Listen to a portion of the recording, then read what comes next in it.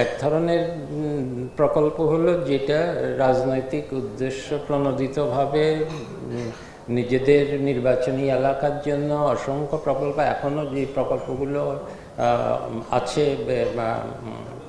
বা একনেকে যাওয়ার অপেক্ষায়, এগুলোকে আবার বলছি আমরা আবার স্ক্রুটিনি করতে হবে, কারণ যেসব প্রকল্পের আসলেই কোনো অগ্রাধিকার নেই এবং এগুলো আসলে কতদূর সুবিধা বয়ে আনে এটা আমাদের অত্যন্ত দ্রুত গতিতে মূল্যায়ন করতে হবে এবং এগুলো ছাঁটাই করতে হবে।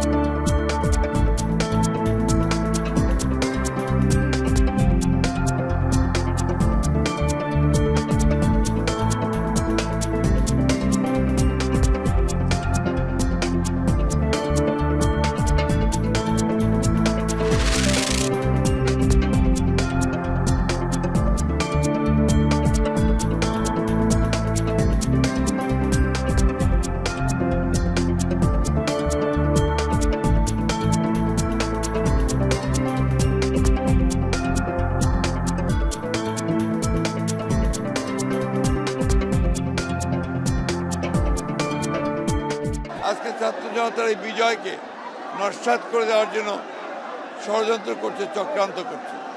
তারা বিভিন্ন অঞ্চলে গোলযোগ সৃষ্টি করে আমাদের দলের নেতাকর্মীদের উপরে অন্যায়ভাবে আরোপ সৃষ্টি করার চেষ্টা করছে।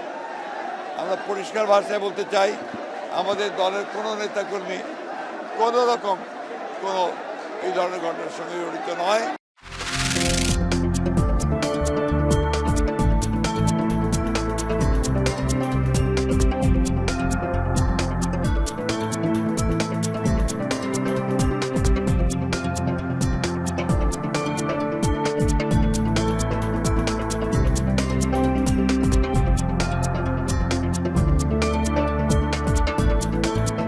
আমাদের অভিযোগগুলো লিখিত আকারে জানিয়েছি, মৌখিকভাবে একাধিকবার আমরা ওনাদেরকে আমাদের অভিযোগগুলো, আমাদের এই যে অধিকারের বিষয়ে আমরা সোচ্চার হয়েছি, তাদেরকে বলেছি এই আইনটি একটি কালো আইন। এই স্বাধীন দেশে স্বাধীন নাগরিক হিসেবে আমরা যে কোনো ব্যবসা পরিচালনা করতে পারি, কিন্তু ক্যাবেল অপারেটরদের জন্য এই বৈষম্য কেন? আজকে সময় এসেছে যে আমরা এই বিটিআরসির এখানে আজকে সমবেত হয়েছি মানববন্ধনে। আমরা আপনাদের মাধ্যমে সরকারের কাছে অনতিবিলম্বে এই 7-এর যে 6 ধারাটি আছে এটা বাতিল চাই।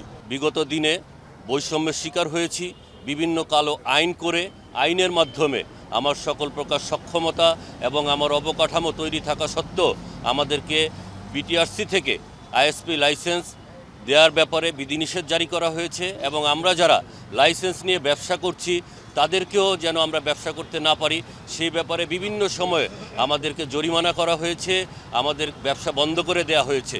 আমরা বর্তমানে এই সরকারের কাছে উদাত্ত আহ্বান জানাই, একজন স্বাধীন দেশের স্বাধীন নাগরিক হিসাবে আমি আমার মৌলিক অধিকার, যেই অধিকার নিয়ে আমরা বেঁচে আছি, আমরা যে নতুন বাংলাদেশের স্বপ্ন দেখছি, সেই স্বপ্ন সার্থকতার স্বার্থে এই ধরনের বৈষম্যমূলক যত কালো আইন আছে সেই কালো আইনের বাতিল চাই।